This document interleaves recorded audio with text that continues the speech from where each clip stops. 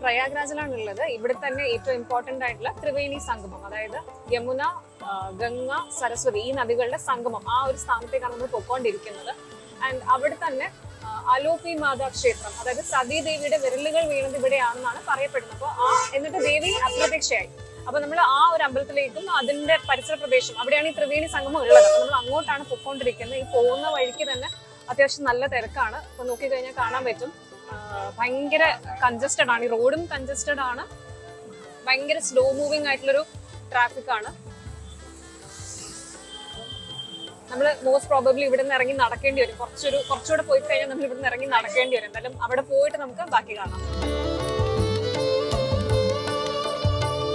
51 ശക്തിപീഠത്തിലെ powerful ആയിട്ടുള്ള ശക്തിപീഠത്തിലാണ് നമ്മളുള്ളത്. ഇത് വന്നിട്ട് അലോപി ശങ്കരി ശക്തിപീഠം. ഇവിടെയാണ് സതീദേവിയുടെ വിരലുകൾ വീണതും പിന്നെ കാണാതായതും എന്നാണ് പറയപ്പെടുന്നത്. ഇത് അത്യാവശ്യം പവർഫുൾ ആയിട്ടുള്ള ഒരു ശക്തിപീഠമാണ്. ഇപ്പം ശിവരാത്രിയോടനുബന്ധിച്ച് തന്നെ ഇവിടെ അത്യാവശ്യം നല്ല തിരക്കുണ്ട്. അപ്പൊ നമുക്ക് ഈ മന്ദിറിന്റെ ഉള്ളിലുള്ള കാര്യങ്ങൾ കാണാം.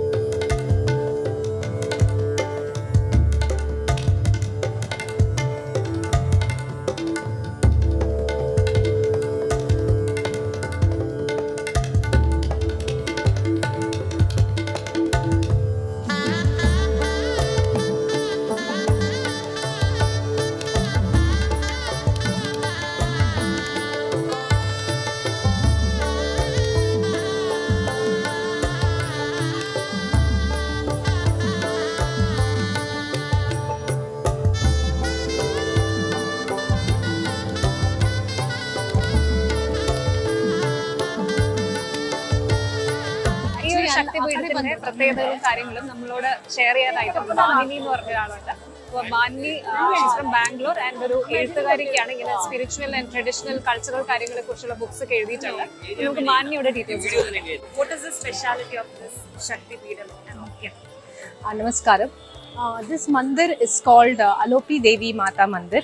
So as we all know, this is one of the powerful Shaktipeetham out of all the Shaktipeethams in India.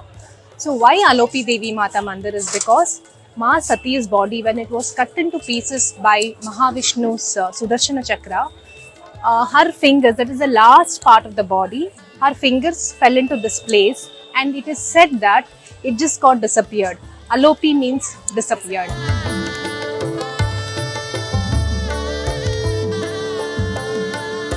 ഇതാണ് ഈ ഒരു മന്ദിറിന്റെ പ്രത്യേകത. ഇവിടെ ഒരു പ്രത്യേകിച്ച് ഒരു പ്രതിഷ്ഠ വെച്ചിട്ടുള്ള ഒരു ആരാധനയില്ല, പകരം തടി കൊണ്ടുള്ള ഒരു തൊട്ടിലാണ് ഇവിടെ ആരാധന നടക്കുന്നത്.